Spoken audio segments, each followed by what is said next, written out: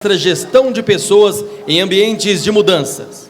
Júlio Machado é educador e contador de histórias, um facilitador de aprendizagens e mudanças, estudioso em filosofia, pesquisador do comportamento humano. Há mais de 35 anos, motiva equipes e sensibiliza corações e mentes por meio da educação do olhar.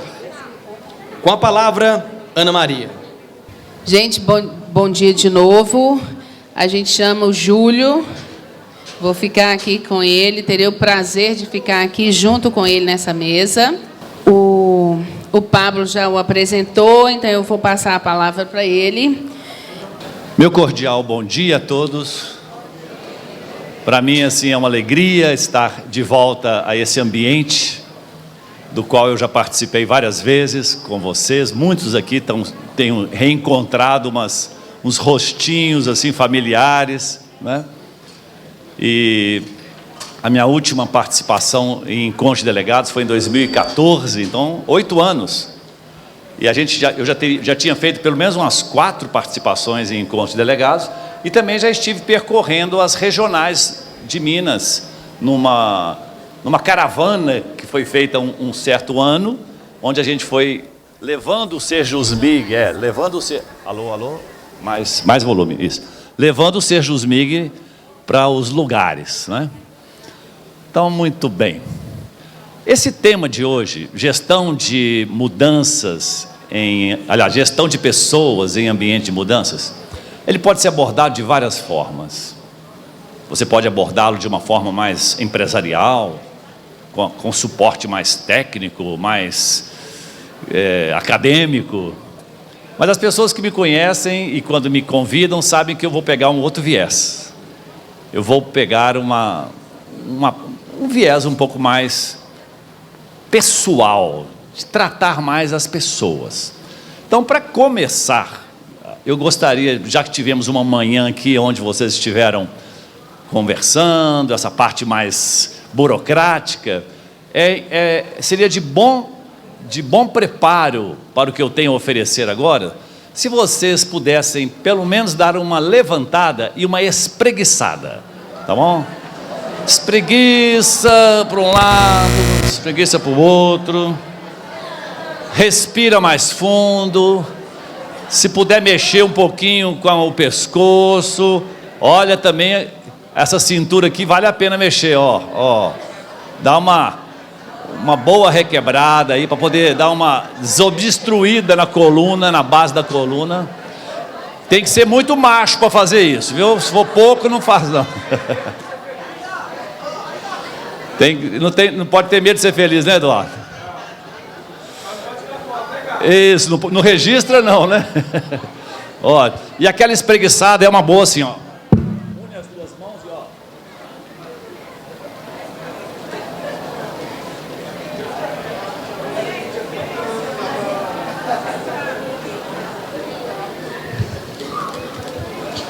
Pronto, quem se sentir apto já pode voltar a sentar. Eu já tenho aí material. Na primeira imagem, então, uma pergunta. Quem quer mudanças? Já que vamos trabalhar com gestão de mudança. Quem quer mudança? É quase que impossível a gente não encontrar pessoas, inclusive nas campanhas políticas, essa palavra é obrigatória. Tem que ter mudança, tem que ter mudança. O povo quer mudança, as pessoas querem mudança, e enfim. Porque a gente tem uma esperança, a gente tem, olha, na verdade, um pressentimento de que as coisas podem melhorar. Mas aí temos essa sensação de que alguma coisa precisa acontecer, alguma coisa precisa melhorar. Nós não estamos vivendo aquele lugar que a gente gostaria de viver, aquele sonho. Nós não estamos com a batida do nosso coração harmonizada, enfim. Existe estresse, existe tensão, existe ansiedade, existe medo, e enquanto existir essas questões, a gente fica, peraí, é preciso alguma mudança acontecer. Então, quando a gente fala quem quer mudança, até um bebê de colo levanta a mão. A segunda pergunta é que é mais capciosa. Quem quer mudar? Vocês percebem que na primeira imagem todos levantam a mão. Sim. Mas na segunda, ali poucas pessoas, ou quase ninguém quer mudar. Né?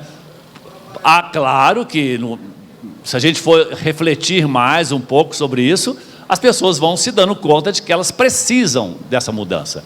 Aliás, qualquer terapia que venha a existir, no primeiro momento, quando o terapeuta está ali abordando o cliente, o paciente, ele vai escutar muitas queixas, ele vai escutar muitas reclamações, ele vai escutar, seja a esposa, seja o marido, seja o filho, seja quem for, seja o empregado, ele vai falar dos problemas que ele vê lá fora, do que a mãe dele faz com ele, do que o chefe faz com ele, e etc, etc, etc, do que meu pai me faz, e enfim, minha esposa, meu marido, enfim, o primeiro momento de qualquer terapia, pelo menos assim, geralmente falando, é uma escuta daquela pessoa que está ali porque ela quer melhorar, mas num primeiro momento ela está querendo melhorar, mas para ela melhorar, onde é que está para ela o ponto de mudança? Onde é que vocês acham que está o ponto de mudança? Ela não está com esse discurso, ela está falando, reclamando da mãe, reclamando do marido, reclamando do pai, reclamando da esposa, reclamando do chefe.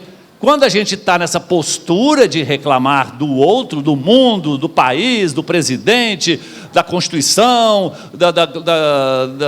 sei lá de que mais, das empresas, a gente quer que lá fora mude. Lá fora mude. Esse é o primeiro reflexo, gente. Esse reflexo ele está instalado, é como se ele viesse de fábrica. Ninguém precisa de aprender grandes coisas, de ter autoconhecimento, de ter gestão das emoções, esses elementos da inteligência emocional. Não precisa disso para querer que o outro mude. Isso vale também para a culpa. Desde criança acontece assim, quando alguém quebra alguma coisa lá na casa, tem lá alguma coisa derramada, chega o pai ou chega a mãe, está lá os irmãos ou os amiguinhos brincando, e aí pergunta, quem é que fez isso? Foi ele. Foi ele. Ou então, se fui eu por causa dele. Por exemplo, eu estava vindo para casa numa tarde de domingo, após o almoço, era dia das mães, subindo ali para chegar aí na minha casa, e vejo um senhor, assim ao lado com a esposa, e o carro dele enjambrado no meio-fio, subiu no meio-fio mesmo, e está lá parado. Eu estacionei assim mais adiante e vi para dar uma ajuda. De repente, trocar um pneu, não tem problema, faço isso. Mas quando eu percebi o estado do carro, não era troca de pneu, porque a roda estava torta mesmo. Ela entortou na batida com o meio-fio. E aí, logo eu acionei, eu tinha um mecânico que ele tem um reboque, desses reboques mais domésticos, né? Para tirar o carro dele dali. E tomei essas providências junto com ele, ele agradeceu muito, e aí já ficou íntimo meu, né? Porque eu já dei a ele uma ajuda, e ele falou assim, pois é, senhor, eu tomei uma cervejinha, depois do almoço, e na vinda para cá, dei uma cochiladinha no volante, e acabei fazendo isso. E eu, puxa, isso acontece, tudo mais. Mas eu não queria ir nesse almoço de Dia das Mães. Ela insistiu muito comigo. Gente, por acaso ele falou da palavra culpa? Ele mencionou culpar alguém? Explicitamente não. Mas como um ato reflexo, a gente tem uma tendência a tirar o famoso o nosso da reta e apontar para o outro. Foi ela. Ele não falou que foi ela a culpada dele ter bebido, dele ter batido o carro, mas ela insistiu muito para eu ir nesse almoço. Eu não queria. Isso quer dizer que se eu não fosse ao almoço, eu não teria bebido, eu não teria então dormido no volante e o carro não teria se acidentado. Essa é a dinâmica, gente. São tantas coisinhas miúdas, roendo, comendo, arrasando aos poucos com o nosso ideal. São frases perdidas num mundo de gritos e gestos, num jogo de culpa que faz tanto mal. O que é o jogo da culpa? É essa transferência da culpa para o outro, né? Transferir para o outro a culpa. Da mesma forma que o outro é o culpado, na mesma toada engatilha esse vagão. O outro precisa mudar. Meu marido tem que mudar, minha esposa tem que mudar, meu filho tem que mudar, essas coisas. E aí que está o nó, gente. Quando a gente fala de gestão de pessoas em ambientes de mudança, nós vamos ter que começar a construir uma chamada autogestão. Porque toda mudança autêntica só pode acontecer a partir de você. Eu estava fazendo uma palestra lá em Itabira, pessoal lá da Vale. E aí contei uns casos, contei umas histórias, fizemos lá um dia inteiro, qualidade nas relações interpessoais.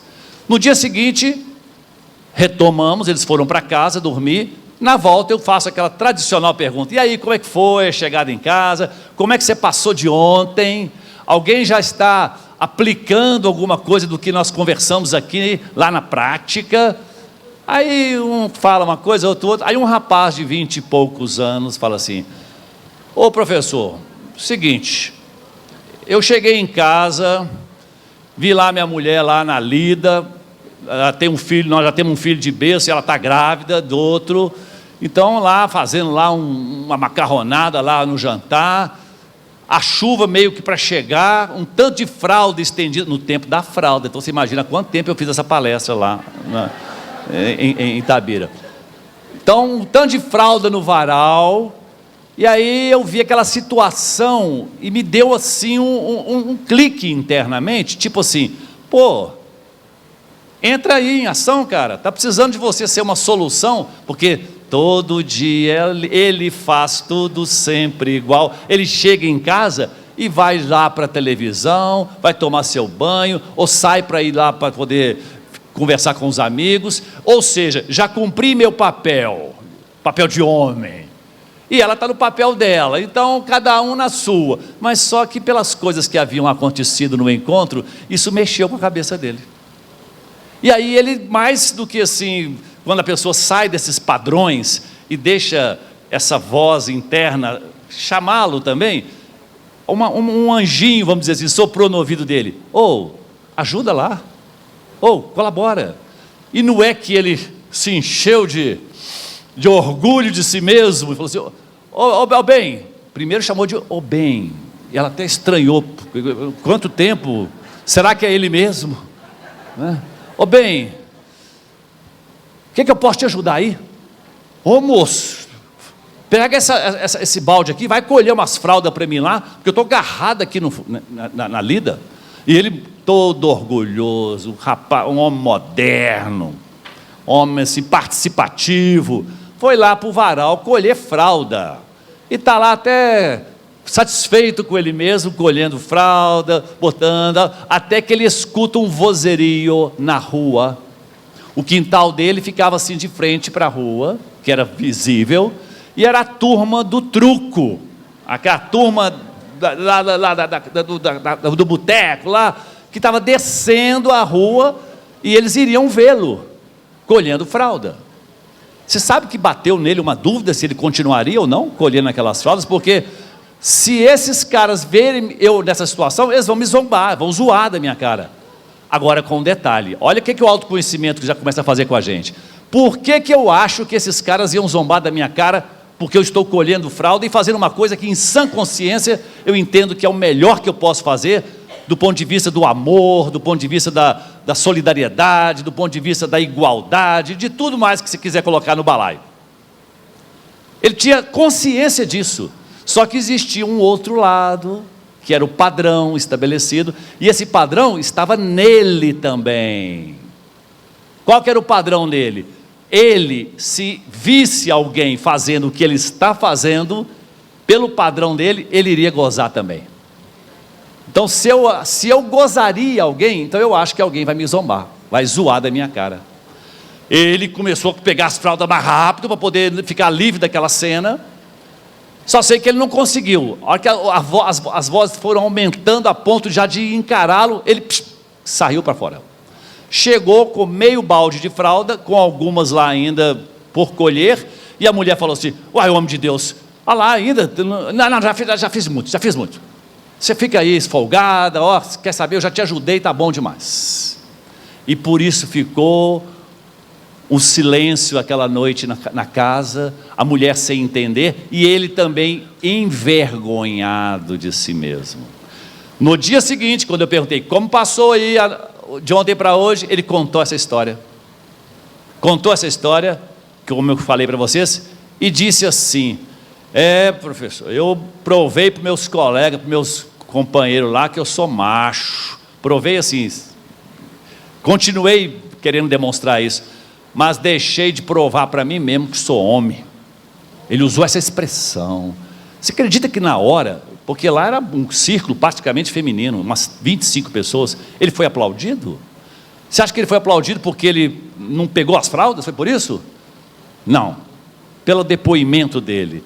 Ele fez uma autorreflexão, ele fez uma percepção assim de que, peraí, a minha mudança não pode depender dos outros, porque se eu esperar a aprovação dos outros para eu mudar, eu vou ficar paralisado. É igual aquela história do burrinho, do velho e da criança, né? Que estavam andando de aldeia por aldeia, aí de repente está ali o velho em cima do burrinho e a criança e o burrinho andando. Passou numa aldeia, alguém fala assim: nossa, hein? O pessoal dos direitos da criança, do conselho tutelar, puxa vida, hein? Olha lá, que velho folgado, né? Em cima do burro e a criança andando a pé, se esforçando. Eles escutaram essa fala e trocaram de posição e continuaram andando. O velho desceu, botou a criança em cima do burro e seguiram em diante. Mais ali à frente, passando numa outra aldeia, onde tinha o pessoal do Estatuto do Idoso, olha lá e fala assim: mas espera aí, que criança mais folgada, o velho andando e a criança, isso deve ser criança mimada, aposto. E ouvindo isso, opa, botaram os dois em cima do burro então, e seguiram em frente. A hora que eles estão mais adiante, eu pergunto: alguém vai reclamar? Claro, o pessoal dos direitos dos animais, não é? Da Sociedade Protetora dos Animais. Mas que absurdo! Olha o abuso dos animais, olha a sobrecarga em cima de um burro. Escutaram aquilo e caladinho mudaram, e eles conseguiram ainda fazer uma última mudança. Os dois carregaram o burro agora então. E quando passaram, falaram assim: mas o que é isso? Que pessoal mais sem noção, como é que carregar um burro? Ô gente, qualquer mudança que vai ser feita, vai sempre ter alguém para reclamar, vai sempre ter alguém que vai ter um olho enviesado para aquilo. E quantos de nós estamos esperando para fazer mudanças significativas na nossa vida, mas estamos presos no olhar do outro, presos no julgamento que o outro possa ter de nós? E como dar tratamento a isso, hein? Como que eu posso me libertar do julgamento do outro, da opinião do outro, da crítica do outro, para eu poder tocar minha vida e fazer o que é preciso ser feito?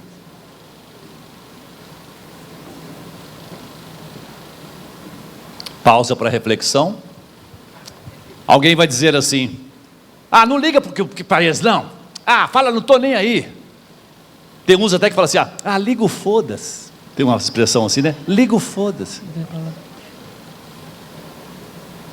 Não, gente, não é dar uma de avestruz, não estou nem aí, porque quando eu falo não estou nem aí, é porque eu ainda estou lidando com aquela situação, só que eu fiz uma capa, eu fiz um muro, para não ter que me relacionar com aquilo. Mas tem um jeito que eu considero, eu que faço trabalhos com gestão de pessoas, conduzo grupos nesse sentido, inclusive grupos semanais, onde a gente reúne para conversar, falar das coisas da vida, grupos mais filosóficos. A gente sempre direciona esse encaminhamento de mudança para o seguinte: você quer realmente se libertar da opinião dos outros, do julgamento dos outros? Tem uma coisa que você pode fazer que vai começar a quase fazer um milagre, a dar tratamento imediato. Eu ainda quero Que alguém me ajude aí, hein? O que poderia ser? Eu gostaria até de dar um livro de presente meu, um livro que chama O Certo é o Avesso. Esse livro, ele foi agora publicado em 2017, é o meu mais recente livro. Oh, mas um tanto de gente levantou a mão agora, mas eu gosto. Qual que seria o encaminhamento para que realmente eu me liberte da opinião dos outros, do julgamento que os outros têm a meu respeito e que me engessam, me impedem para fazer as mudanças significativas? Me amar mais é uma ideia. Autoconhecimento é uma ideia. Eu estou colecionando, hein? Estou colecionando. Vamos lá, diga lá. Fazer terapia, vai fazer terapia. Vai lá. Empatia, começando a esquentar, hein? Começando a esquentar, porque a empatia vai te levar para isso que eu estou esperando vocês falarem. Vai lá. Tomar uma iniciativa. Que iniciativa? Ocupar o lugar do outro, se colocar no lugar do outro. Tá, vamos lá. Oi? Resiliência, quer dizer, ficar duro na queda, não se envergar, não se deixar abater pela crítica do outro. É uma ideia. Autenticidade, diga lá. Você já falou, vai falar outra? Só que eu não estou te escutando, você está com a... Pode falar. Coragem. Domínio próprio. Alteridade. Como é que seria isso?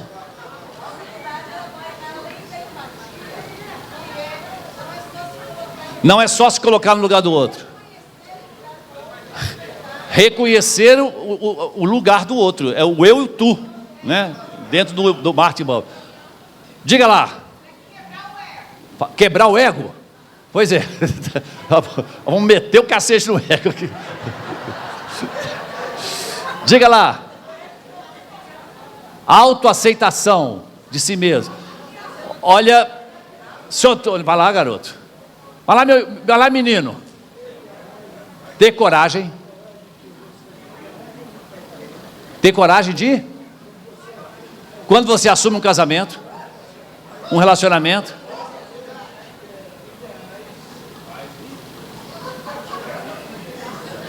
como eu consigo me livrar do julgamento do outro, que o outro que eu possa relacionar?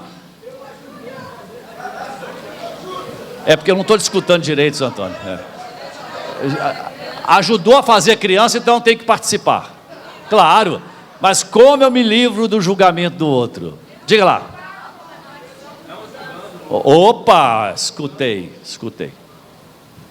Gente, o que você quer receber do outro, que é o não julgamento, qual que é o princípio natural da colheita? Tem que semear primeiro. Você tem que dar para receber. Então, se eu não quero ser julgado, eu tenho que começar a me vigiar meu ego, a exercer minha empatia, para que eu possa não julgar os outros. Porque enquanto eu estiver sentado na minha cadeira de julgador, eu estou ainda sensível ao julgamento dos outros. Isso é fava contada. Para eu cortar na raiz o meu medo à crítica, o meu medo de ser julgado, eu tenho que começar a partir, por isso que a mudança a partir de si mesmo. Eu não quero receber o julgamento do outro, eu não quero ser afetado pelo julgamento do outro.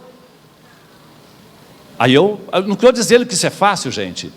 Se eu começar a exercer esse ato de não julgar, se eu começar a me policiar, peraí, deixa eu dar o benefício da dúvida. Peraí, por que eu estou dizendo que isso é daquele jeito ali? Mas pode ser de outro jeito? Eu estou afirmando que essa pessoa é isso? Espera aí. Mas isso foi uma história que eu ouvi. Será que eu vou confiar tanto nessa percepção minha? Tem um vídeo interessante de um sujeito que estava num parque, estava comendo um sanduíche, e depois do sanduíche ele ia comer uma barra de chocolate. Bem sequinha, chocolate, uma boa. Quando ele estava com o cachorro dele na coleira aqui, no cabresto dele aqui. De repente, o cachorro dá um arranco, porque ele vê uma fêmea passando ali, possivelmente no cio, e aquele chocolate dele cai na grama do parque. Nesse momento está chegando a vovó com a netinha, vendo inclusive o cachorro dele, e diz assim: ah lá, querida, quer que vovó compre? É um daquele tipo, daquela espécie para você ali, daquela raça? A criança assim, antes que eles continuassem o diálogo da vovó com a netinha, o sujeito, que acabou de... Ele é chocolate, ele gosta de chocolate. Que o chocolate dele caiu na grama. Não chove há 20 dias. Grama sequinha. O que você acha que ele foi fazer? Não estou dizendo que todo mundo faça isso, mas uma boa parte das pessoas fazem. E tá bom. Ele foi pegar o chocolate no chão. Só que a posição que o chocolate estava bem debaixo da cauda do cachorro. Imagine ele pegando um chocolate e a cauda do cachorro está aqui e ele vai pegar. Ele sabe que é um chocolate, ele sabe que está seco, mas quem está ali de fora vendo e chegou agora, está vendo ele pegar uma coisa sólida, marrom, e comendo. E eu te pergunto, eles têm razão em fazer esse julgamento? Sim, porque razão é opinião, razão é ponto de vista, razão é o que eu acho disso, eu tenho razão, só que o outro também pode ter razão, porque a razão da matemática ela vem da divisão, né? Qual é a razão de 6 sobre 2, por exemplo? Quando você fala qual é a razão de 6 sobre 2, você vai falar que é a fração, a razão ela faz os números fracionários. Razão é pedaço. Todos têm razão. Duas pessoas que brigam, eles brigam com razão. Duas pessoas que fazem guerra com razão. Você vê os motivos de um, vê os motivos do outro. Tem uma imagem aqui que mostra bem isso. Por favor, eu aqui mesmo, né? Vou passar. Deixa eu passar ela bem rápido. Olha essa cena aí. E olha que tem muita briga por causa disso aqui, viu? O que é um símbolo? Um símbolo é algo que pode ser interpretado de várias coisas. O que é uma percepção? Percepção é diferente de conhecimento. Quando você fala, eu tive uma percepção, você fala, então você teve um jeito de ver. Por exemplo, pela nossa percepção, quem gira em torno de quem? O Sol da Terra ou a Terra do Sol? Pela sua percepção. O que você vê? O Sol se movendo em torno da Terra. E assim se pensou séculos e séculos até o século XVI. Quando Galileu deu um revertério ali na coisa e disse assim, não, é o contrário. Não, mas eu estou vendo, mas o fato de você estar vendo não quer dizer que seja. Porque percepção é uma coisa, conhecimento é outra. Por isso que tem até uma frase bíblica que diz assim, conhecereis a verdade e ela vos libertará, e não perceberás a verdade. Perceber a verdade é um ponto de vista sobre um mesmo tema, e percepções nós temos várias. Aqui, um está de um lado e fala que é 9, o outro fala de um lado e fala que é 6. Todos os dois têm razão. Só porque você está certo não significa que eu estou errado. Gente, aí nós começamos a debelar essa questão do julgamento, dos conflitos. Não que a gente não possa ter opiniões, não que você não possa ter lado, claro, eles podem continuar do lado que estão, só que eu preciso considerar que a minha percepção não é a verdade, não é a verdade total, eu preciso de considerar isso, senão não vai ter diálogo, senão não vai ter democracia, porque a democracia também é saber conviver com as diferenças, não é só com a vontade da maioria, porque o povo, né, porque democracia tem a ver com o governo do povo, né, o sentido do povo. Então ela é o povo que vai, antigamente na Grécia, a democracia nasceu em Atenas, ela nasceu com o povo nas praças deliberando, igual vocês fizeram aqui, levanta crachá, não tinha crachá não, mas levanta a mão, claro que demora mais, Claro que é um pouco mais lento, mas é participativo. Até que as cidades foram crescendo de tal ponto que não dava mais para fazer daquele jeito. Aí tiveram que fazer o quê? Eleger os representantes. E isso é um processo democrático, né? Para que ele possa representar aquele povo. E mesmo assim, quando você elege representantes, você elege facetas dos representantes. Um viés mais aqui, outro viés mais ali, outro com um enfoque mais ambientalista, o outro mais trabalhista, o outro mais do ruralista, o outro mais cristão, o outro mais disso, enfim, vários pontos de vista que formam o que a gente chama de partidos. E o nome está correto, partido, que é aquilo que não é inteiro, é uma parte, é uma fração, é um pedaço. Gente, essa conversa aqui é para que a gente amplie a compreensão da gente, porque só através da compreensão é que a gente pode exercer esse diálogo, essa forma de lidar com o outro e com o não julgamento. Eu começo a exercitar o julgamento, o não julgamento, a partir de mim mesmo. Primeiro, desconfiando que eu tenha absoluta certeza. Eu não posso me colocar nesse lugar. Um dos preceitos filosóficos mais clássicos que tem é de Sócrates, quando ele diz: o que sei é que não sei. E por não saber é que eu posso ser sábio, porque aí eu posso coletar várias impressões, inclusive ter insights, porque quando eu já sei, e quem fazia isso eram os sofistas da época, os sofistas eram os sábios, por isso que o filósofos, que é filósofo, ele é o amigo da sabedoria e não o sábio, porque o amigo da sabedoria é um eterno aprendedor, e o sofista não, eu sei. Tanto é que os sofistas é que condenaram, de certa forma, Sócrates a tomar veneno. Eles é que fizeram pressão lá para que ele fosse condenado, porque eles eram checados.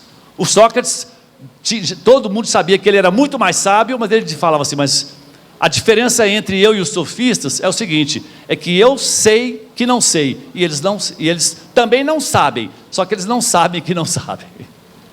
Eles acham que sabem. Essa é a diferença, porque os dois não sabem também. Gente, isso é para a vida da gente, nos colocar nesse lugar do aprendedor, no lugar daquele que considera o outro, como você falou, até mais do que empatia, é um altruísmo, foi isso? Alteridade, de considerar como legítimo o outro, o ponto de vista do outro, né? Então essa é a base para a gestão de mudanças e relacionamento interpessoal, é fundamental, fundamental. Pensem no que a gente pode fazer então a partir de agora. Quanta fofoca, quanto julgamento a respeito do outro, a gente poderia dar uma abortada, se a gente tivesse, opa, já estou no meu padrão, e meu padrão já é dizer, com certeza, alguma coisa a respeito do que eu ouvi, do que eu escutei, do que eu vi,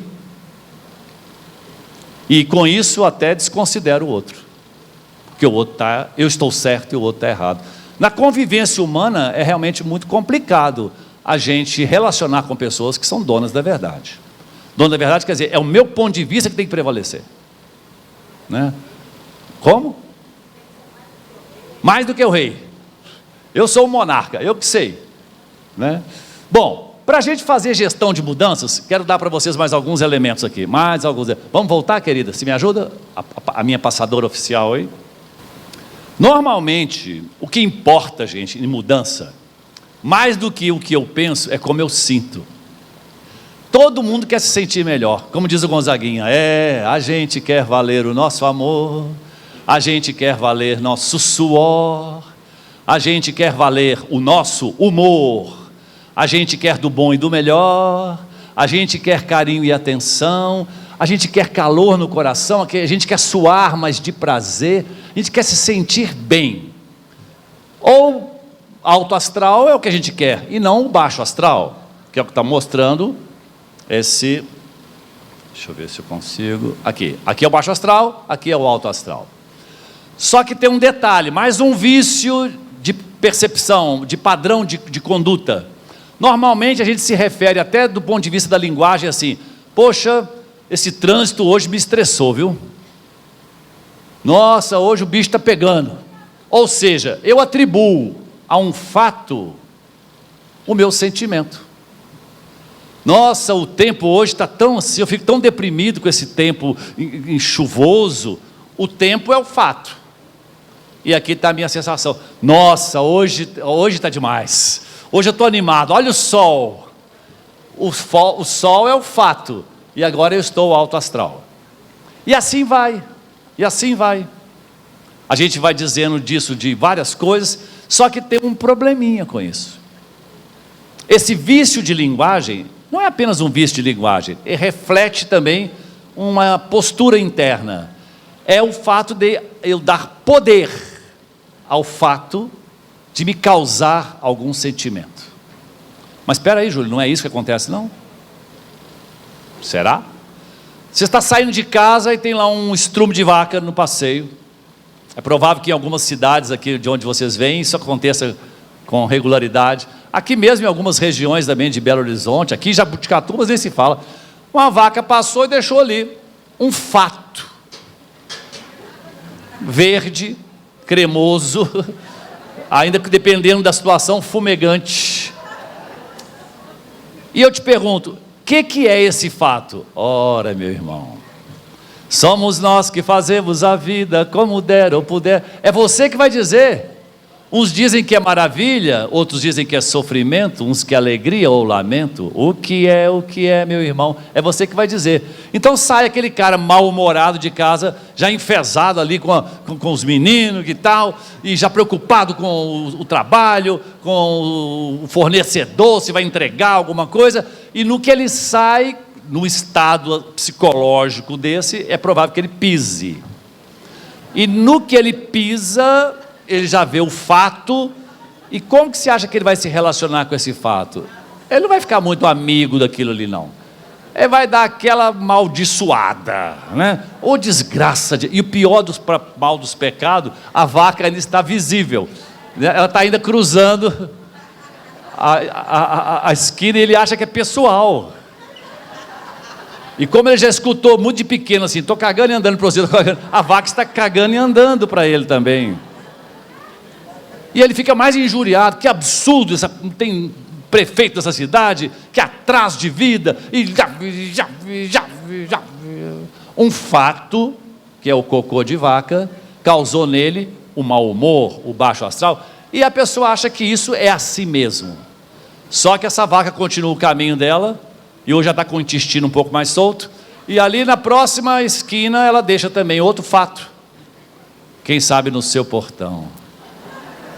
E aí você sai depois de uma palestra, depois de um encontro de delegados, volta para casa, assim um pouco mais arejado, né? Com a mente mais expandida, ou não, você já é assim mesmo, você já tem essa visão, esse olhar para as coisas, e aí a hora que vê o fato, que foi o mesmo fato que o outro viu, você olha para a vaca, gente, não pisou não, porque antes de você chegar, você até já sentiu o aroma, você estava mais sensível, e aí você olha e fala assim, mas não é que eu sou de sorte? Gente, eu tenho umas couves plantadas ali no meu quintal, elas estão amarelas, eu estava pensando assim, como é que eu vou comprar esterco? Aqui, esterco a domicílio, delivery, de graça. E aí ele vê esse mesmo fato com outros olhos. Na hora que foi feita a minha apresentação aqui, não sei se vocês perceberam, um pequeno detalhe no final da minha apresentação. Eu sensibilizo corações e mentes por meio da educação do olhar. Porque o melhor jeito da gente fazer as mudanças é educar o olhar das pessoas. Porque nós somos todos um jeito de ver. E conforme você enxerga, você sente. Você pensa, você sente, e com isso a sua vida vai a reboque. Então, vamos ver uma outra coisa. Eu estou trucando isso aqui. Não são os fatos que são responsáveis pelos seus sentimentos. Porque se o cocô da vaca gerasse nas pessoas alto astral ou baixo astral, isso seria em todas elas. E não é assim. Umas se sentem de um jeito, outras se sentem de outro jeito, com o mesmo fato. Tem pessoas que estão vendo uma mata incendiando, uma grande parte vai se sentir indignada, vai se sentir, inclusive, tem gente que vai até chorar. E outros vai ficar assim, nossa, ainda bem que não vou precisar de capinar ela amanhã. Está se sentindo aliviado. Você tem ali um trânsito estressado, dependendo de quem está naquele carro, naquele estresse, um está lá todo nervoso e o outro está abençoando o engarrafamento para o aeroporto.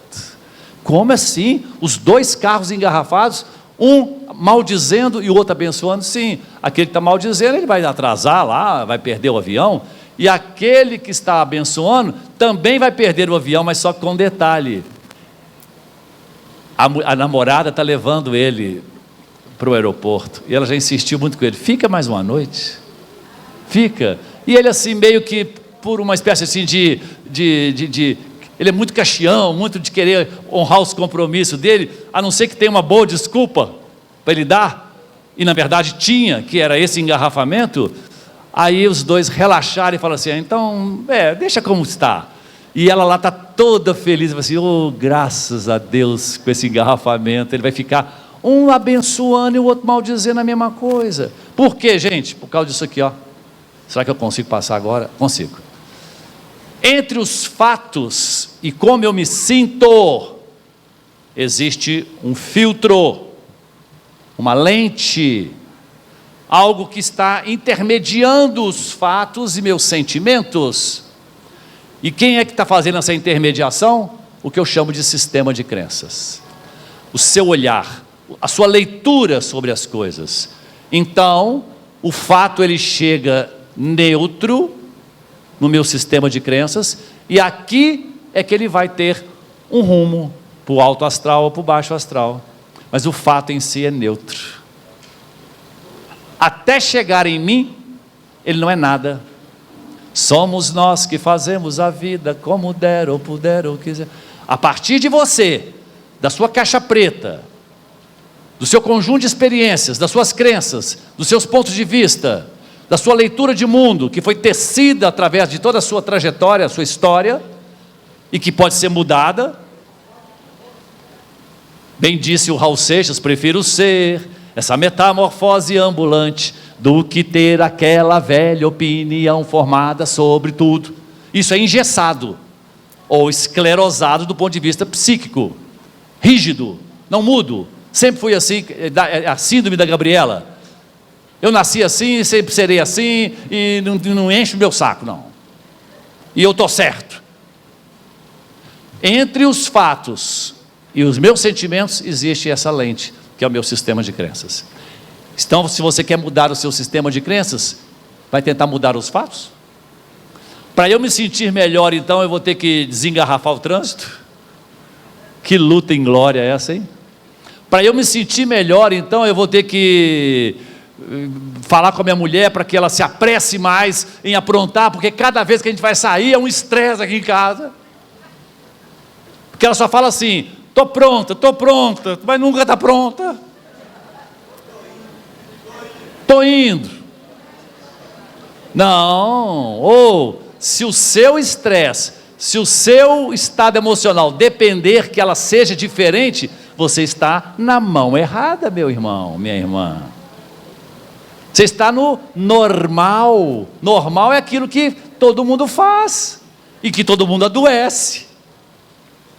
Enquanto você se esforça para ser um sujeito normal e fazer tudo igual, não precisa de aprendizagem não, inteligência emocional para fazer isso não, isso é o normal. Eu do meu lado aprendendo a ser louco, um maluco total, na loucura real, que é o quê? Mudando, me ajeitando internamente, isso chama-se autoconhecimento, gestão das emoções, porque eu sei que se aquela leitura que eu estou fazendo está gerando em mim um mal-estar, um conflito, ao invés de mudar o que está lá fora, eu mudo a minha leitura. Por quê? Porque toda leitura é apenas uma leitura. E a vida o que é? Diga lá, meu irmão, ela é a batida de um coração e ela é uma doce ilusão.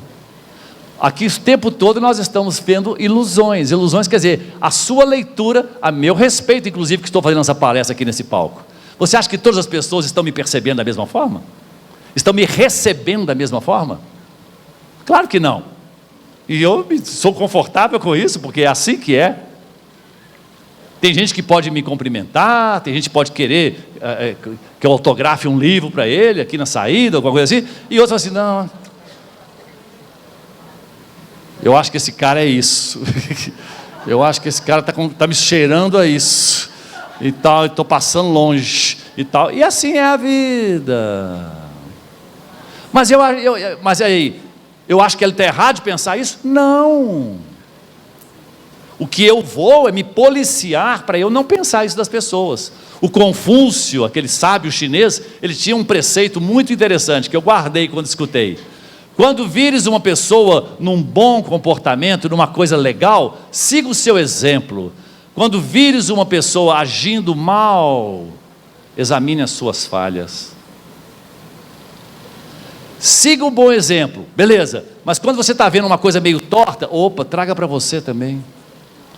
Não é querer desentortar lá fora não é querer consertar lá fora não, isso pode ser num segundo tempo, mas não antes de examinar, espera aí, será que eu estou com a percepção correta? Será que eu já dei o benefício da dúvida? Será que eu já conversei com essa pessoa? Será que eu já me aproximei dela? Eu só sei impressões do que me falaram?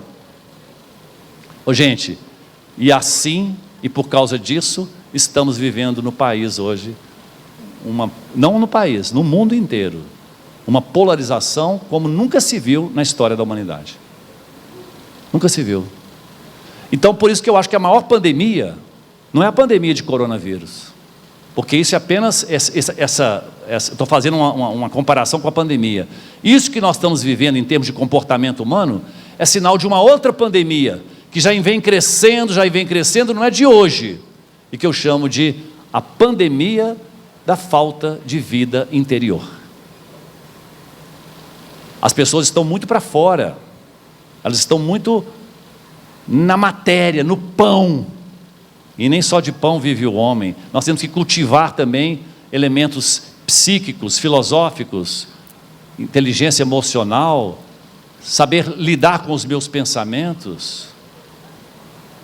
Tudo é uma questão de manter a mente quieta, a espinha ereta e o coração tranquilo. Essa é a música do Walter Franco que fala: viver é afinar um instrumento, de dentro para fora, de fora para dentro, a toda hora, a todo momento. Ou seja, nós estamos lenhando, quer dizer, na lida lá fora, mas não estamos parando para afiar o machado, para amolar a ferramenta, para que o nosso trabalho, a nossa lida seja mais eficaz, seja mais certeira. Então essa pandemia, que é a falta de vida interior, por quê? Porque as pessoas não se dão tempo, não param, ficam só no fazer, no ter, e o verbo ser fica não conjugado. Tem uma música dos Paralamas, vocês já perceberam que a música sou muito chegado nela, né? Uma música dos Paralamas do Sucesso que fala assim: eu às vezes fico a pensar em outra vida ou lugar, estou cansado demais, eu não tenho tempo de ter, o tempo livre de ser, de nada ter que fazer. Eu corro para trabalhar, eu acordo para trabalhar, eu durmo para trabalhar, eu acordo para trabalhar, eu durmo para trabalhar, eu vivo para trabalhar, é trabalhar, e a gente acha que é o normal. Tudo bem que você tem que trabalhar, não tem que ficar só afiando machado. Aliás, afia machado é pouquinho só também, mas é preciso fazer isso. Não afiar o machado é igual na culinária, você comer uma comida sem tempero. O afiar o machado é o molho, é o que dá o sabor, é o que dá o gosto, o sentido da coisa. Então, quando a gente não faz essas pausas, a gente fica muito só na ação. E aí a tendência de fazer julgamentos, de agir muito na base do outro mude. Como é que eu vou mudar se eu nem examino meus pensamentos? Se eu nem examino minhas emoções? Eu só sei delas, e mal às vezes, mas eu quero me sentir bem. Então ali fora que é o problema. Então, eu queria prepará-los para ver esse vídeo aqui. Ele foi construído, claro, uma simulação, foi convidado pessoas, querem participar de uma experiência de unidade, e essas pessoas foram convidadas a virem para um espaço, e com vendas nos olhos, elas foram convidadas a lavar os pés umas das outras. Essa cerimônia de lava-pés é uma cerimônia muito do cristianismo, né? Onde mostra humildade, né? Assim, Jesus lavou o pé dos seus discípulos e Pedro não aceitou. Não, mestre, o senhor que é o chefe, o senhor que é o mestre, então eu que tenho que lavar os seus pés. Ele falou assim: não, Pedro, você não entendeu. Se você diz que eu sou o maior, então eu preciso lavar os seus pés, porque o maior é o que serve e não o que é servido. Ele deu esse exemplo: vão e façam isso com os outros. E isso para um judeu naquela época falar e aceitar de lavar o pé de alguém é porque a coisa é por outro lado. Porque lavar os pés naquela época é só escravo que lavava, ou então mulher que lavava. A mulher lava o pé do homem, o escravo lava o pé, mas um homem não lava o pé do outro, a não ser que a pessoa lave o próprio pé. Isso era um absurdo. E Jesus se propondo a lavar os pés dos seus amigos ali. Então, solta por favor esse vídeo aí. Pode perder o ano, pode perder tudo. Mas esse é palmeirense. Ultimamente o Corinthians, mesmo com o investimento esse é corintiano. inferior ao do Palmeiras, é um time muito superior. Eu tenho uma pessoa que trabalha com a gente. O meu trabalho é bem intenso, então muitas vezes eu não consigo assim. Essa é a patroa. E daí eu cuido de essa todas as coisas na casa dela. cuido da Isabela também, né, que é a filha dela. A maneira com que eu me visto, ela dá credibilidade para o que eu faço. Nossa, ter que usar terno e gravata não é muito minha vibe, não. E a nossa democracia, a nossa liberdade está indo embora. Eu sou o líder da resistência. Eu tenho o direito e o dever de gritar para todo mundo ouvir. Nessa polarização, esse mais à direita. O lado da direita. Mas eu já percebi o comportamento estranho das pessoas. Esse é um Rastafari, pelo fato de com roupas, tatuagem. É claro que na minha infância esse é um senhor era mais tudo muito clássico. diferente. Porém, as pessoas mudam com o tempo, seus gostos, suas preferências. Para mim é muito importante eu manter essa rotina de treino, porque eu sinto um bem-estar muito grande quando eu me exercito. Essa é mais Às esportista. Vezes, eu faço alguns exageros, aí eu já sei que eu tenho que essa é mais moderar sedentária. Depois, né? Você lavaria os pés de alguém de olhos vendados? E eles vão colocar justamente aqueles opostos para se lavarem os pés. 14 pessoas para uma experiência diferente, uma cerimônia de humildade e igualdade. Ninguém sabe quem é que lava no pé. Olho vendado. Vemos o outro mais humano quando a gente está de olhos vendados. Aí começou.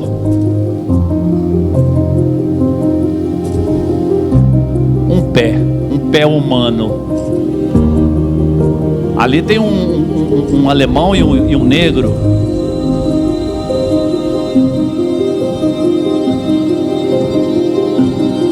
Agora pode tirar a venda. E aí, cara?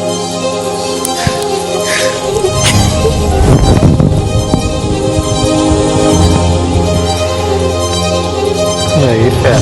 Vai. Tem que confessar aqui que é um cara que eu já falei mal.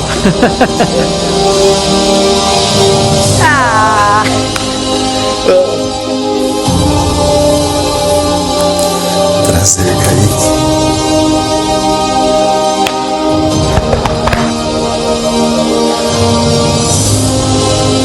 Ai, não sei. Nem imaginava, velho. Pra mim foi bem emocionante, assim. Essa pessoa que salva a minha vida, mas não salva a minha vida. Desculpa qualquer coisa, viu? O aconchego desse abraço me lembrou um pouco do meu pai.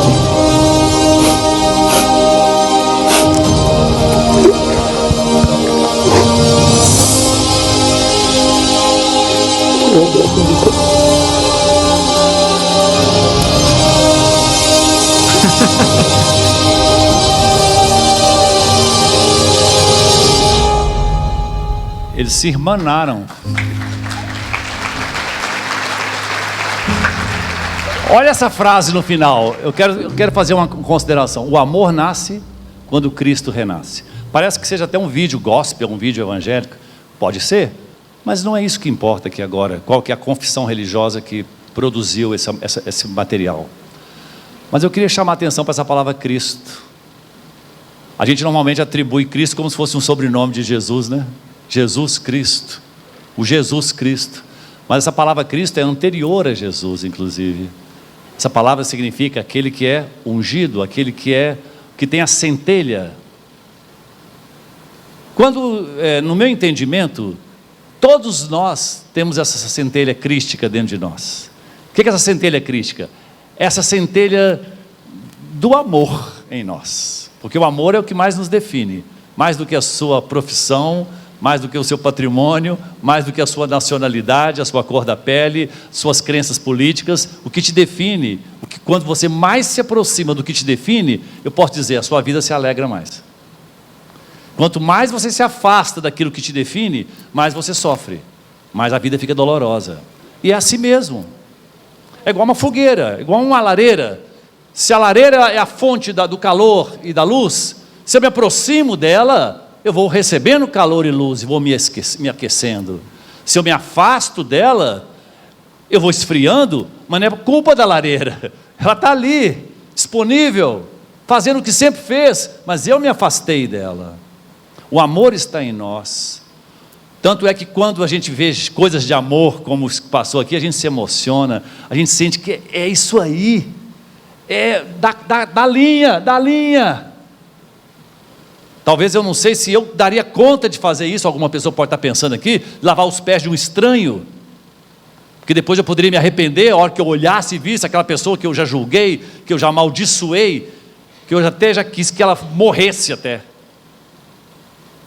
Mas aí quando eu lavei os pés, eu percebi que quando eu não tinha meus olhos para julgar, aliás o Saramago até construiu uma obra interessante sobre isso, que é um ensaio sobre a cegueira, onde ele fala que as pessoas quando ficam temporariamente sem ver, elas se humanizam mais, elas estreitam mais os seus laços, porque, cá para nós gente, dos 100% do nosso julgamento, eu te pergunto, qual dos nossos 5 sentidos pesa mais no julgamento? A audição, o cheiro, o paladar, a vista ou o tato? A visão. A visão. Por isso que quando eles ficam temporariamente cegos, eles podem exercer outras percepções do outro. E depois de eu ter lavado os seus pés e você lavado os meus, querido, não dá para eu te olhar da mesma forma. Eu me aproximei de você de outra forma, de outro jeito. Eu senti mais, o nosso coração bateu mais junto. E para além das aparências, há um coração, há um ser humano. Eu diria que nós somos seres humanos. E a palavra ser humano ela é dobradinha, é ser humano. O ser é aquilo que somos iguais. Somos todos, em essência, seres. O humano são as nossas diferenças. Temos tantas, até a nossa digital faz parte do nosso humano. O seu ser não tem impressão digital. O seu ser tem, ou então, uma única impressão digital que é compartilhada por todos. O humano não, cada um tem a sua. Tem o seu CPF, tem a sua cor da pele, tem a sua identidade nacional e assim por fora. Só que estamos vivendo a experiência humana. Só que se você for só humano, sem ser humano, esse humano pode debandar, ou pode se desumanizar. E o que mais humaniza, a meu ver, as pessoas, é quando elas são seres humanos. Ser, onde você está agindo a partir de dentro, onde você percebe que você é mais do que uma capa. E eu vou terminar, já estou terminando, tem um quadrinho aí nesse meu pendrive, por favor? Abre o quadrinho, abre o pendrive. Está lá ondinha no mar da vida. Oh, como sofro, as outras ondas são grandes, eu sou pequena. Algumas estão em ótima situação, eu sou tão desprezível. Sofrimento humano. E qual que é a razão maior desse sofrimento humano aqui? É como que ela se percebe? Pequena. E por que ela é pequena? Porque ela se vê como uma forma, como uma onda, como uma aparência. E a aparência que pode ser comparada. Quantas comparações, hein? Que a gente faz quando olha uma pessoa, nossa senhora, velho, nossa senhora, nossa, tá gordo, tá magro, hein? Nossa senhora, hein? Não namorando com aquela pessoa, hein? Nossa senhora, hein? A gente dá aquela escaneada ali direto. Mas aí uma outra onda, mais equilibrada, que está do lado dela, diz assim, peraí, você acha que sofre porque não viu claramente a sua forma original. Você esqueceu quem é você? Ela falou assim, não, porque minha mãe só me fala baixinha, gordinha, isso, aquilo, meu pai... Se eu não sou uma onda, então o que eu sou? Porque até então eu não tive esse autoconhecimento. Meu autoconhecimento está só na capa, como é da maior parte das pessoas, que não estão com essa vida interior, que eu chamei da pandemia verdadeira, essa falta de cultivo da vida interior, de se perceber por dentro, de se sentir. É como se nós fôssemos só uma cabeça ambulante e o coração está fraco. O coração está... Já podaram seus momentos, desviaram seu destino, seu sorriso de menino, quantas vezes se escondeu. Essa coisa que o Milton chama, uma coisa. Quero falar de uma coisa. Deve estar dentro do peito. É o que a gente chama de sentir. Então o que eu sou? Como é que eu vou responder para essa ondinha, gente? Me ajuda. Se eu não sou uma onda, uma forma que muda, que é passageira, que hora está quebrada, que hora está formando, tantas variações das formas, se eu não sou uma forma, o que eu sou? Dou-lhe um de cada vez. Você é, isso aí, você é o mar, você é a água. Uma onda é apenas a sua forma temporária. Uma onda é apenas a sua forma temporária, você é a água. E o olhinho dela vira para dentro. O quê? Água. Por essa mudança de percepção, porque existe uma percepção que está mais alinhada ao conhecimento e outra mais distante. Tem uma diferença das percepções. Apesar de ser percepção ou ilusões, umas se aproximam mais da verdade e outras te afastam, né? Como assim? Água. E ela olha para dentro. Sim, oi. Quando perceber que sua essência é água, que é o ser da pessoa, não ficará confusa em relação a ser uma onda e deixará de sofrer. Aí você aceita como você é. O seu humano é o que você é. Mas não esqueça de ligar o humano ao ser, hein? Porque só o humano sozinho, ele fica sambado, viu? Ele fica neurótico, ele fica doente. É preciso cultivar esse ser. E ela melhorou a carinha dela, ó. E ela nem mudou de tamanho, continua uma ondinha, continua do mesmo jeito que ela era, mas mudou o olhar dela para ela. Ah, entendi, sou você e você é eu, somos parte de um eu maior. Mudou tudo. Ela respira fundo e olha agora para as pessoas que ela olhava de um outro jeito, só de fora, e começa a perceber, eu sei quem você é também, porque você é o que eu sou. Aí, gente, a gente pode se irmanar e poder dizer como os hindus, quando a gente visita a Índia ou conhece pessoas que praticam alguma yoga, alguma coisa assim, já perceberam um cumprimento, como é que é? Põe as mãos aqui na altura do peito e dizem Namastê. E Namastê tem várias traduções, mas basicamente gira em torno disso. O sagrado que eu sou, que habita em mim, reverencia, honra, saúda o mesmo sagrado que habita em você. Eu tive a oportunidade de experimentar isso em loco, em 2019, quando eu estive na Índia.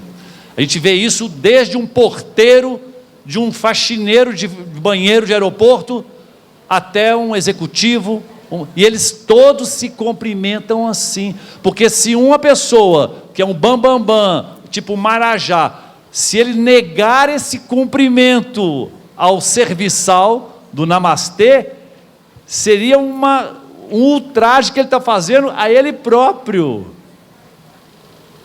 Porque eu só posso reconhecer a mim mesmo como sagrado se eu reconheço o outro também. Eu só posso também parar de julgar a mim mesmo quando eu parar de julgar os outros. E aí vem aquela oração de São Francisco dizendo que aquilo que dou é que recebo. Quando eu compreendo é que sou compreendido. Até o perdão é a mesma coisa. Porque perdoar o outro é perdoar uma parte de você que você vê no outro. Mas isso tem daria tema para uma outra palestra. Minha gente, eu queria só mostrar para vocês as minhas... Podia voltar aquele slide primeiro, por favor? Quem aqui já tem muito tempo que a gente não se encontra? Já passei para alguns aqui, inclusive meus contatos, assim, se você quiser me conhecer um pouco mais, ou seguir lá no Instagram, o meu Instagram, o último slide, por favor. O meu site é o juliomachado.com.br, onde tem lá meu portfólio, né? O meu YouTube é o Júlio Machado Oficial, onde tem mais de 100 vídeos gravados lá. Vídeos de palestras inteiras, de recortes de palestras. E o meu Zap está aí também, onde eu tenho listas de transmissão, né? O Theo já entrou nela já agora aqui, onde eu mando semanalmente um podcast e um vídeo, um recorde de vídeo, para essa lista de transmissão, para ir lembrando a gente dessas coisas. O que foi feito, amigo, de tudo que a gente sonhou. O que foi feito da vida, o que foi feito do amor. Quisera encontrar aquele verso, menino, que escrevi há tantos anos atrás. Vamos lembrar quem a gente é, gente? Porque se a gente se lembrar de quem a gente é, o nosso convívio vai ser muito mais humano. E essa música termina dizendo assim: não vá dormir como pedra e esquecer o que foi feito de nós. Não se deixe congelar, e principalmente o seu coração. Não fique muito só na mente, não. A mente, ela parte. Aliás, o próprio cérebro já é partido em dois. É hemisfério direito e hemisfério esquerdo. Tá bom? Eu vou estar aqui mais um tempo, durante o almoço, vou estar ali agora, ali fora, para quem quiser conhecer esse livro. Ô Eduardo, foi você que respondeu a pergunta que eu fiz aquela hora aqui, né? Então você que vai ganhar o livro, tá legal? Tá bom? Porque ele que falou, perdoa o outro, não foi? Ou você só transmitiu o que você... É que a questão posta é como fazer, como você deve se portar para não ser julgado. Eu disse, para não sofrer um julgamento, eu disse, não julgar. Isso é bíblico. Não julgueis para que não sejais julgados. Perfeito, perfeito. Está aí o livro. Tá. Esse livro, Certo é o Avesso, ele tem basicamente, vamos dizer, essa conversa que nós tivemos aqui. Inclusive um capítulo sobre aquela ondinha, tem até a figura da ondinha lá dentro do livro, tá? E está à disposição para quem quiser conhecer. Não existe em livrarias, só no meu site ou então nas palestras, tá bom? Eu agradeço a atenção e espero agora voltar mais vezes aqui, tá bom? Namastê! Obrigado. A Ana tem uma palavrinha.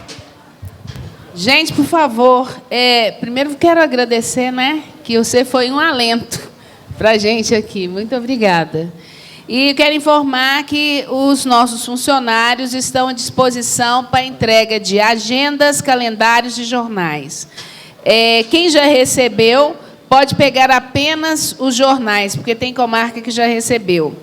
As listas lá das comarcas estão em ordem alfabética e a assinatura lá do recebimento será lá no horário de entrega. E nós já colocamos lá fora, gente, o horário de saída dos ônibus de amanhã. Então, vocês já se inscrevam lá para poder a gente organizar as saídas de hoje à noite e amanhã, tá? Obrigada, Júlio, de novo. Só lembrando que a gente pede que retorne impreterivelmente às 14 horas, tá? Os horários estão correndo redondinho para que a gente possa dar seguimento aí e fechar com chave de ouro. Bom almoço a todos.